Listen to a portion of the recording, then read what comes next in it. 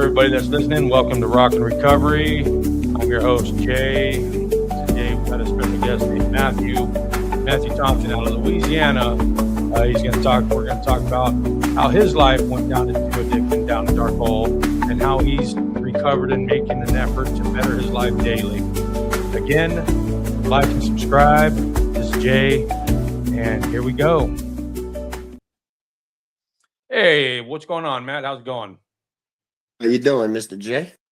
Well, just welcome to Rock and Recovery. I just want to let everybody know this is Rock and Recovery, where we talk about mental health and addiction and the effects and what it's done in our life. So thank you for being a guest. I appreciate you taking time out of your day to be a guest. And we're just going to go right into, I'm going to ask you the first question is, how are you doing today? So today, to be brutally honest, in my recovery, it's a struggle, but it's maintainable. You know, it's learning a lot about who Matthew truly is, you know, and working the 12 steps of Narcotics Anonymous to find the root of the problem, you know, and where it started, where it began, and what led me to where I was at in my addiction, and what led me to make the choices of who I was and where I'm at today in recovery. That's an awesome thing. And then my next question is going to be, how did you get into addiction? So I was led through a lot of torture and sexual assault when I was a kid by a parent. And I'm not going to get too deep into it, but it was misled like a motherfucker, you know. Like I thought it was my fault. Let me just throw it out there. I thought it was my fault, the reason why everything was happening. You know, I thought it was my fault why my siblings couldn't be protected from this. I thought it was my fault that we was being misused and mistreated, you know, and it led up to when I was the age of 13. This happened, let me throw this out there, from the age of 5 till I was 10. So for 5 years straight. And I turned 13 years old and I went to a party, and somebody told me that this would hide me from all of my pains in life, everything that I dwelled on, everything that was like really deeply hurting me, and the thoughts and everything. And I was given you know, heroin. And I started off by snorting it, and then it became an addiction through IV use from the age of 13 to a year and 2 days ago. A And year and 2 days ago. I'm proud of you for that. That year and 2 days. That first year is tough, bro. I mean, yeah, how many times did you try to get sober before that? 26 times. 26 times? Yes, sir. Damn. Now, I know there's a relapse isn't a part of everybody's story, but it is a part of a lot of people's story. How did you overcome that relapse? How did you overcome and decide, well, you know what? This time it's going to stick. It was like I come to a point in life where the pain outweighed the pleasure, if you understand what I'm saying. I Like do. I lost my wife and myself along the way. You know, I got put out my house and told I could not fucking live here anymore. You know, and even when I went to treatment after 4 months of being on the streets and living homeless with just the shirt on my back, the pants and the boxes that I wore for 4 months straight without even a fucking bath, eating out the dumpsters and people's trash cans. I'm just gonna throw it out there. I was one of them addicts, you know, going into bathrooms at gas stations and shooting up toilet water, you know, just to feel the high. And it got to a point where the fucking pain outweighed the pleasure. And I made the decision myself to go to treatment. But still, when I got to treatment, I didn't I wasn't willing to live this life. I didn't know if this is the life I wanted to live, to be real with you. Like I didn't expect a change, you know, like I didn't expect it to work the way it's working one day at a time, you know. but it was when I had to really come to terms and be true to thine own self. What is it that I really want in life? What is it that I want to be known as in life, not only from my kids and my wife, but society in itself, you know? And that's things that I still dig deep into today to see what it is that I want my legacy to be, you know? And I told the people at the treatment center, and when I got there, I said, man, I just want a cigarette and you guys to call me a fucking Uber. I'm gonna go Yeah. back. And like the nurse asked me, she says, what are you gonna tell your wife and your kids? I said, I'll figure that along the way. I said, but I need a fucking Uber and a cigarette, you know? And they said no. Right. And I told them, I said, regardless if I gotta walk or not, I'm gone. You know, let me get a cigarette. And when I walked out the treatment center and got to the end of the pavilion, it was the cover of the walkway. I fell out and caught 3 seizures, you know, back to back. And they brought me to the hospital. And even when I got to the hospital, I wasn't going back to that treatment center. I told the doctor, look, I don't know what you got to do, but take the shit out of me. I'm leaving. And I started pulling the IV out and the fluids that they were shooting up in me to get me right. And I told him I was leaving. He says, I suggest you not do that. And I said, well, I suggest you let me go. And he was like, that's not a good idea. And Yeah. I wasn't hearing it. I didn't give a fuck, you know, like I wanted to go back to what I was comfortable doing, you know, and it hid me from everything in life, you know. But it was that point when the doctor asked me the same question that the nurse asked me and was like, why do you don't just give it a chance? And I told him I'd give him 2 days. I'll Hmm. give you 2 days. Right. I'll give you 2 days. If nothing changes in 2 days, I'm gone. You know, I couldn't string 2 days together in the height of my addiction. I couldn't string 2 days together. I mean, through prison, through all the freaking, I've never been to a recovery center. I've never been to a detox. I was addicted to the high-speed chicken feed, better known as M3TH. For those that you know, that know, I was an IV user, and I lost a lot. And throughout all that time, all of the time that I was losing things, having to start over in prison, not once did I ever think about what would life be like if I just didn't use, because I was so wrapped up in numbing. I was so wrapped up in escaping. I was so wrapped up into not feeling a damn thing that, it didn't matter who I hurt, what I did, as long as I could not feel anything, we were good. Facts. I didn't care about nobody around me. Let me throw it out No. there.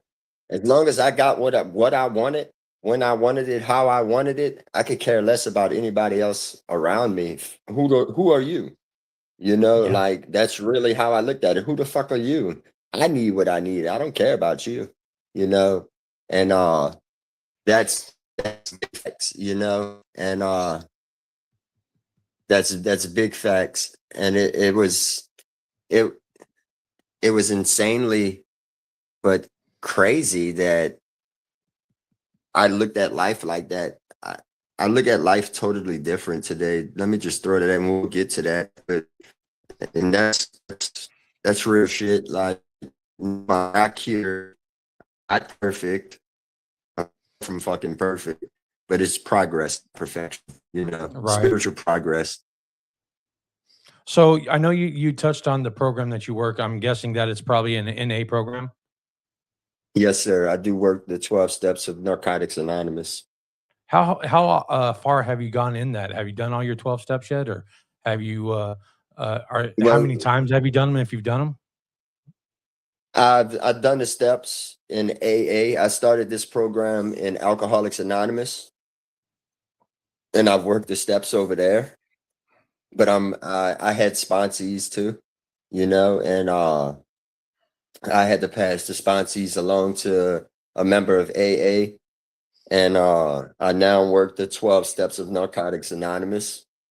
I'm actually on step 4 with Narcotics Anonymous, and it's a different point of view now, you know, like it's different every time I did them, but like this go around, it's like, how deep am I willing to really dig to find out more about who I really am and the damage that I have caused in life? Because at the end of the day, you know, I got a big part in this. I got a big part from the choices I made in life. And what is it that I'm still fearful of? What is it that still drives my ego? What is it that I'm still trying to control out of self-will? What is it that I'm not allowing my higher power to take the wheel? Like these things play a factor in my recovery today. And as I go along these steps with the sponsor that I have an awesome sponsor, man. But he does have points in our relationship as sponsorship where I don't fucking like him because he'll ruffle my feathers or tell me quit Yeah. whining or this and that, but I'm not here he's not here for me to fucking like who he is. I need this. I'm that addict that has to be put in check. I'm that fucking addict that has to take all responsibility and accountability of my fucking wrongs in life. And if I got a sponsor sitting over here telling me here's a diaper and a fucking bottle of milk, just continue doing what you're doing, then what program am I working? Exactly. I 100% agree with you. It's an open and honest program. What you hold to yourself is what you hold to yourself. But if you're holding everybody else to be having integrity, being open, being honest, taking accountability, then when and how are you going to hold if you can't do that for yourself, how are you supposed to do it for somebody else? And Thanks. we were just talking about the steps. What was the hardest part about realizing and doing some step work? What's the hardest part about escaping and not facing everything and then to turn around and start facing things? What was your hardest part? What's the hardest part that you've realized so far? Not seeing that I'm the fucking problem. There's this great One, this quote that says, wherever you go, there you're at. you Wherever you know, go, there that- you're at. We're escaping facts. from everything as addicts. We're escaping from everything, but wherever we go, there we're at. We're always trying to escape from ourselves. We're Right. trying to You escape and know, run from ourselves. look at this. Look at this, Mr. J. And I'm gonna say this plain as day. It's so easy for me to play the blame game and say, look what they're doing to me. I gotta justify what's going on in my life. I gotta show you what I'm doing, this, and that. But in reality,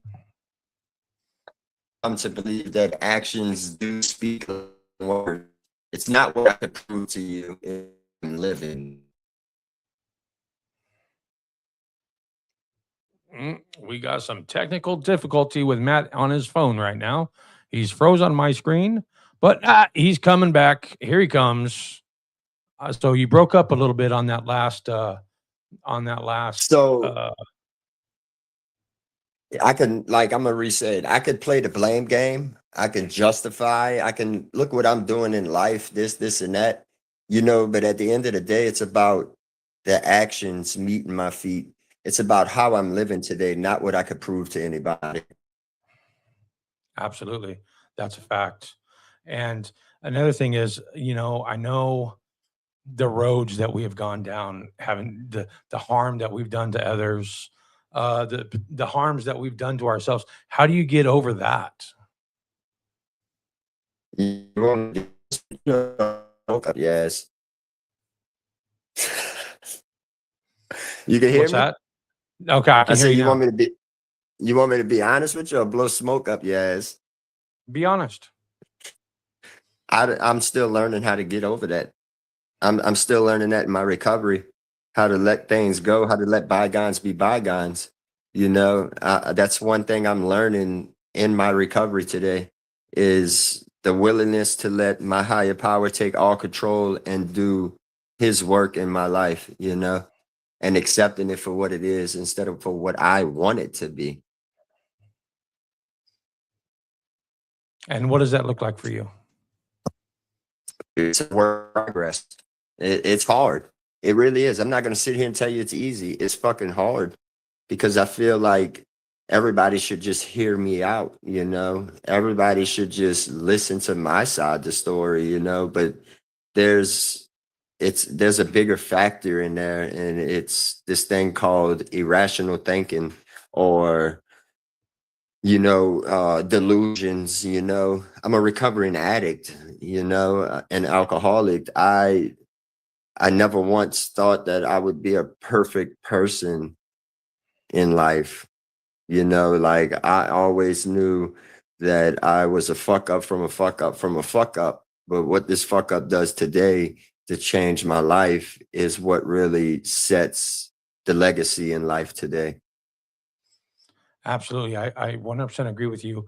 When we realize that we are the problem, and as long as we're working on bettering ourselves and not harming another person, I think that's where the key work comes in.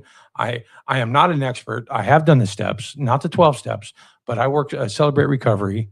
I worked the steps through Celebrate Recovery. I have and will continue to work the steps through Celebrate Recovery because I believe in my higher power, and it's Jesus Christ. And that being said, I know my program was also based on the steps of AA and NA. So they're overlapping with similarities, maybe a little bit of difference in the big book, y'all's big book, and my Celebrate Recovery book. There's a little bit of difference. And I know this, that when we come to accept a power greater than us, which in my case is Jesus Christ, and you turn your life and your will over to him, and you go through the fourth step, uh, take your fearless moral inventory, and then you speak it out loud, your fifth step. I mean, once you get past the fifth step, things do lighten up a little bit. Yes, you're still working on your character defects. Yes, you're still working on your flaws. And I'm telling you, we've all got them. We've all got them. I've got them. You've got them. Anybody that's listening, we've all got character defects. We lash out. We get angry. We do all these other things. And during my walk, my recovery, I can tell you that the people I hurt most were the people closest to me. Is that the same with you? Man, I've heard everybody around me, bro. Most importantly, like, the narcissist I was, the manipulation, the control freak that I was to my wife to just get my way, like, manipulation in the fullest of her believing her lies as a truth because of the control of me doing that to her. You know, not only the manipulation to them, it was the manipulation to myself, like manipulating myself to believing that that was the okay thing to do, like that. These are things I'm finding out in my recovery today, that manipulation started within before it arose and a ripple effect to everybody around me. Like, I would manipulate myself in the fact of the wrongdoing that I was doing was right. It was Yeah, okay. that is a big when we start lying to ourselves and saying what we're doing is wrong or right. I think that we have a tendency to hurt people when, especially if they see it in a different light, or especially if they might be the victim, even if it's accountability. Let's take accountability, for instance. If you're being accountable to yourself, if you're being accountable to an accountability partner or your sponsor or your program, because the room becomes your accountability partner. The rooms, your home team, your home group, they become your accountability partner as well. If it's a good group, they're going to hold you accountable. And I think when you build that connection going through the steps, you see, I did it with a group of 7 guys, I think it was. 7 guys. I did it with a group of 7 guys, and we became more like brothers than anything else. And I'll tell you, uh, I can go to any of them and they would be able to come to me and I can hear their feedback and they could give me and I could give them feedback and not have to worry about the repercussions of it. And when you start building connections like that, it's more important than any other connection that you'll ever have as the fake friends that we have. We lose everything. So the fake friends that we have, the situations that we were in. I don't know if this is the same way for you, if you've experienced the same thing or not. But once you Look, get, once you get more progressed in your sobriety, in your recovery, you are less likely to continue the character defects. I don't know. That's just my. I just find it that for me. look, I'm gonna speak on that on me, like where people's holding me accountable in my recovery today and like telling me like, look, I see this, I see that. I think they're plotting on me most of the time. Like I'm gonna be real. It's in my head, like, what? What are you gonna do to me next? Out of everything that's going on in my life today, and I'm not gonna speak on it, but it's a lot of cyberbullying and things like that that's going on, and I think everybody around me's plotting on me. That's what my head tells me. Everybody's plotting on me. But really, when it's broke down into, I call them dummy terms, you know, it's like, no, we're holding you accountable and we're sitting here letting you know what it is that we see that you need to work on instead of trying to like just run away from it. And that's my sponsor that does it with me. And like my sponsor, he gives it to me how the fuck I need it. He don't sugarcoat nothing. When we're in sponsorship, we're in sponsorship. This is what it is. This is what I suggest, this and that. And then when it comes to friendship after that, it'll be a whole different personality. It's a whole different type of conversation, you know. I It's know we not talked. I'm sorry for cutting you off there. I know we talked earlier about you chasing that numb feeling, chasing that emptiness, just feeling empty, not feeling worth it, not feeling enough. What effects did that have on your life? a lot because I felt like a burden my whole life. I felt like I was unlovable. I felt like a piece of shit. I felt like I was going to be a fuck up my whole life. There was times, look, and I'm going to throw it to you like this. I got into my first 3 months of recovery working the AA program, and I wanted to off myself 3 different times because I felt like my wife and my kids can live her life without me here. But it was the work of a support system, and it was the guidance from a sponsor and accountability partners and a sober circle that sat by my side through it all and said, what would you think they would feel like if you did that? Do you think it would help them or make them worse? And I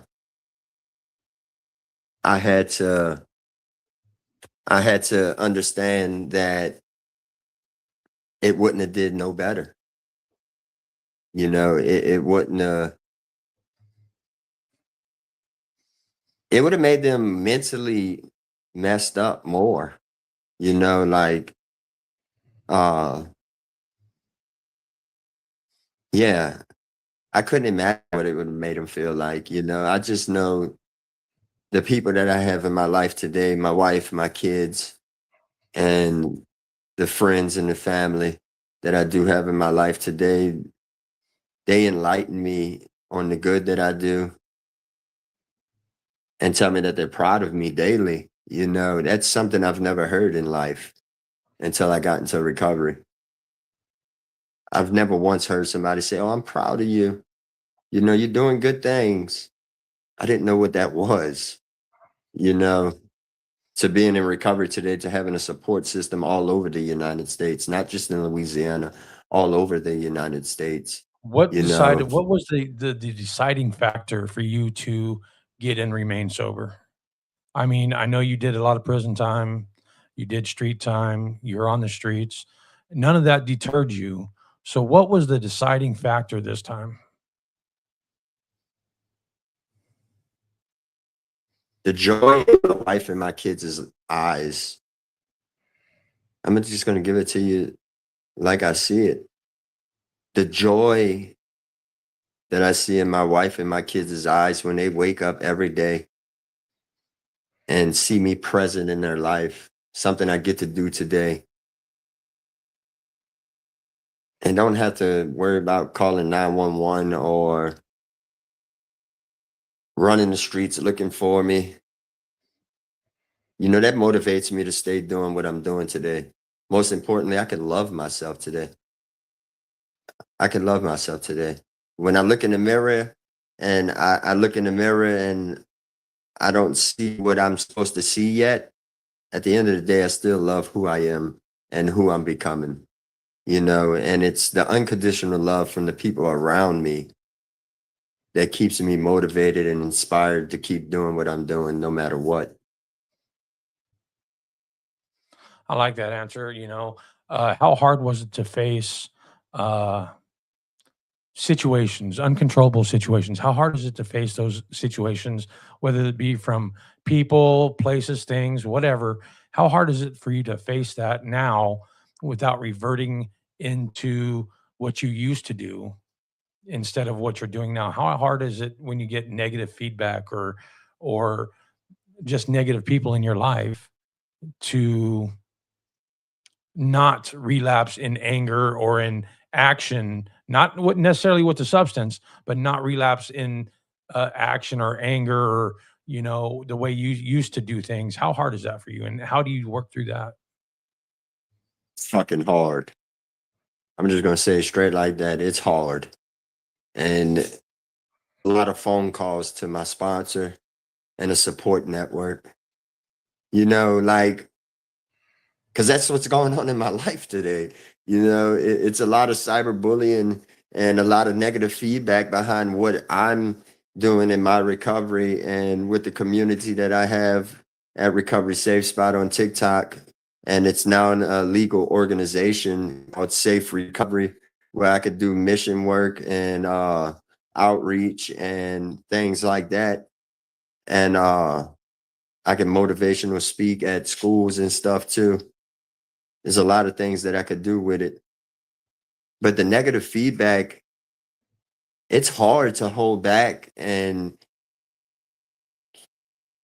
the feeling of slapping the fuck out of somebody, that is a hard thing to let go of, you know, because it's like you don't know who the fuck you fucking with. You don't know what I can do. You don't know how I can do it. You don't know none of this about me, you know. But reality is that two wrongs don't make a right. No matter how much it hurts my feelings, no matter how much I cry behind it, because it does hurt my feelings and it's a very mental game and mentally draining.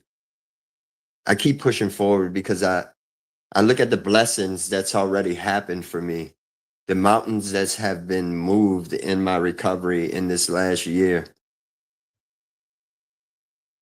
the doors that closed and opened, you know,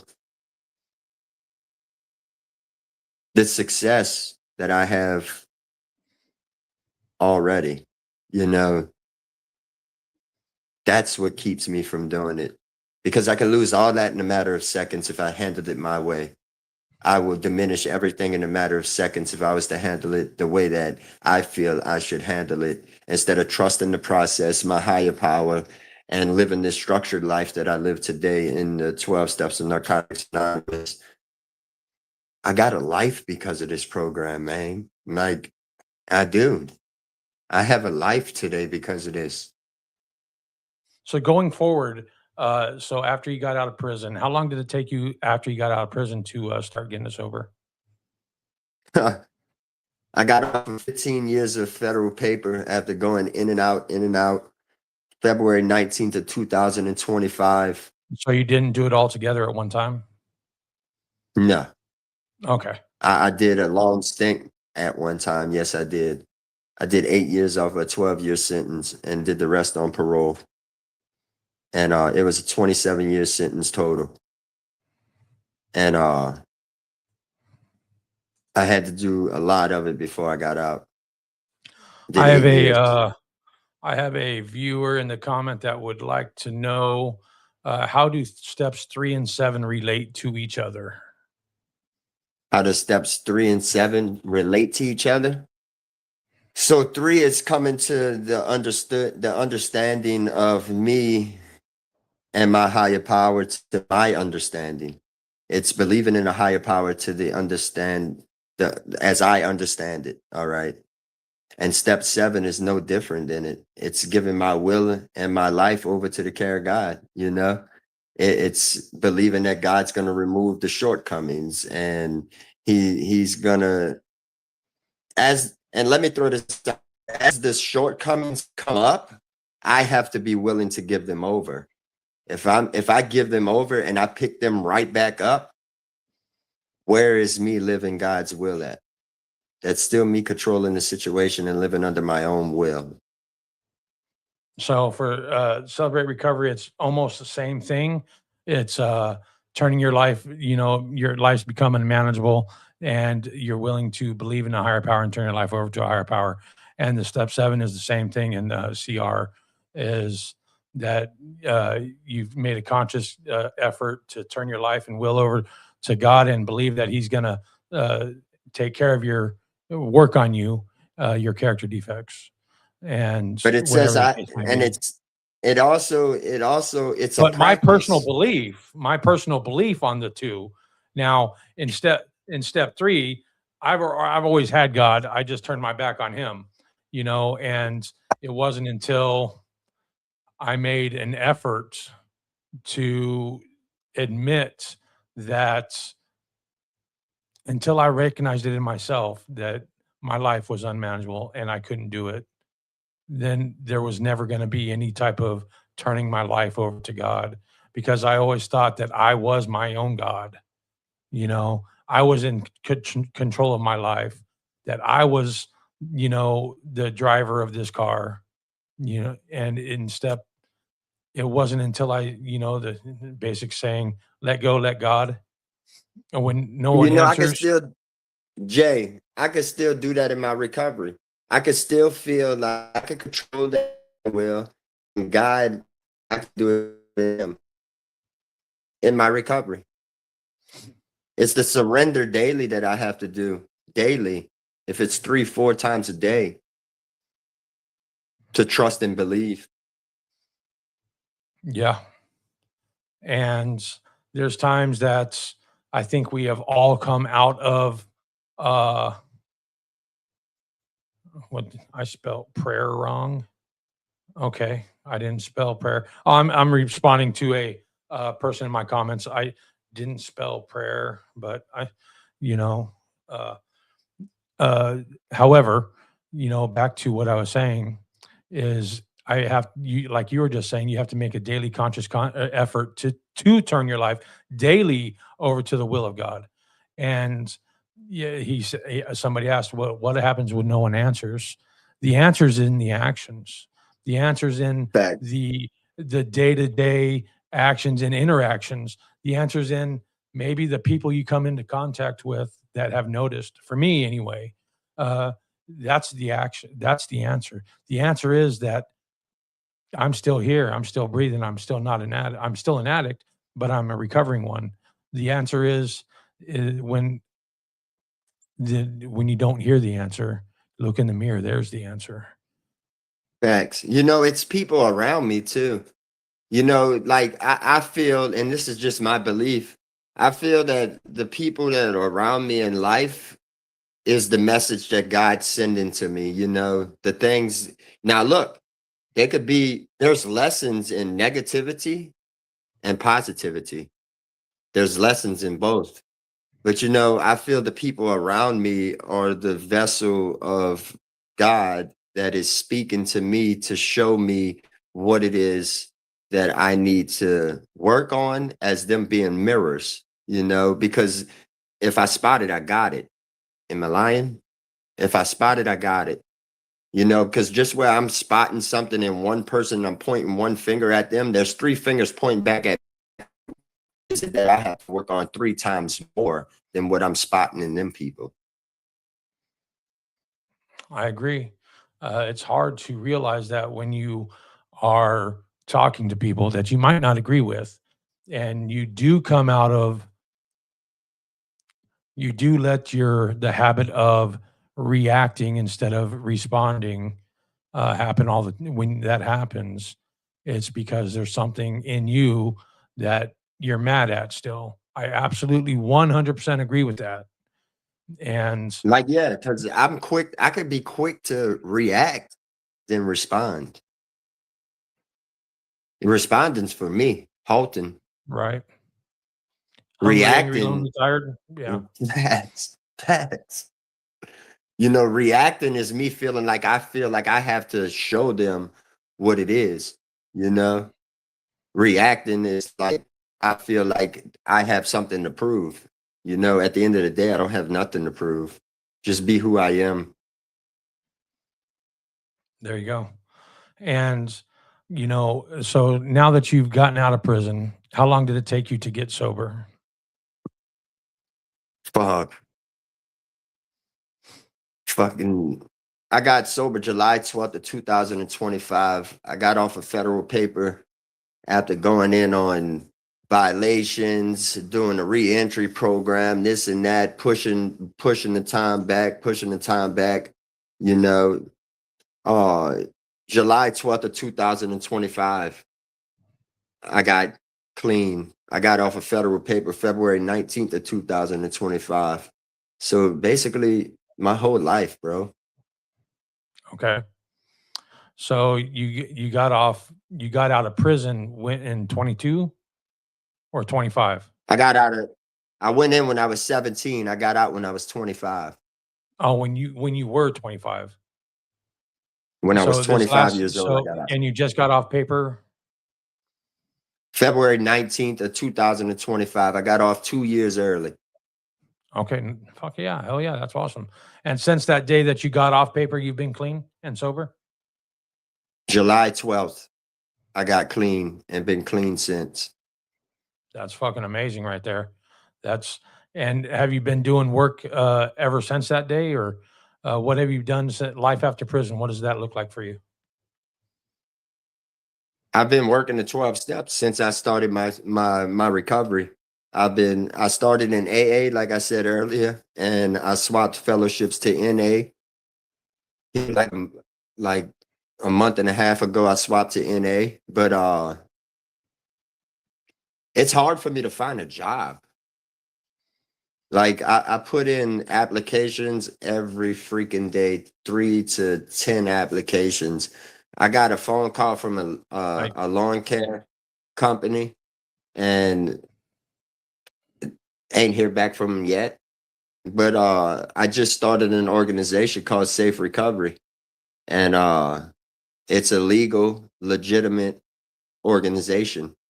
And it is where I could do outreach, motivational speaking, like I just said. So I got, see, in life, I feel like I need these things to happen when they need to happen, how they need to happen. But I fail to realize that there's something bigger planned for me.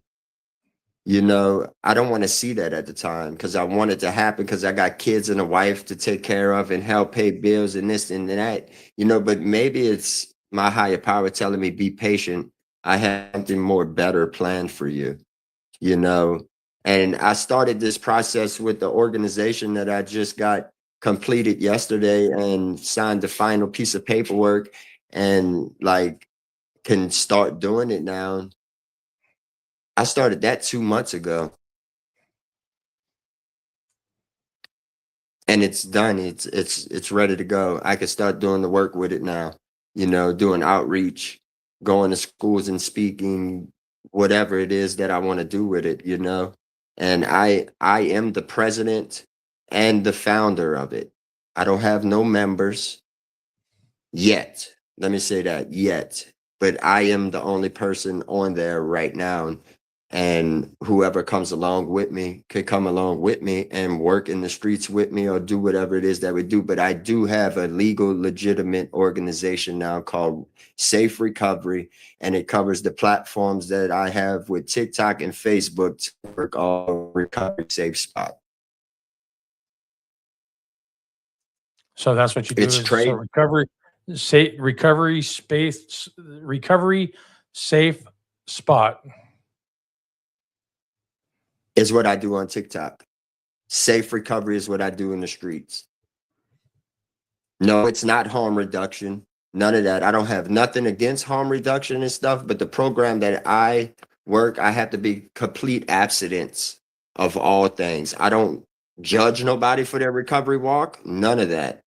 But I speak on the complete abstinence of recovery, because how could you be rigorous, honest with yourself if you're not completely abstinent? I 100% agree. So Matt, we're going to end this real quick. I'm proud of the works that you're doing and the work that you continue to do. What's one thing that you want everybody to take away from this? If you had one thing to share, what's the one thing that you want everybody to take away from this? Look, I'm not perfect. I work a program of progress, not perfection. You know, I just needed the desire and the willingness to change my life. All right. Well, I appreciate you coming on the show, taking the time out to come on your show, come on this show. It's live on YouTube all the time. And I hope you have a great day. And that's Rockin' Recovery. Keep rocking your recovery. Keep doing the damn thing. And Matt, I'm proud of you, bro. Thank you, Jay. And we're out.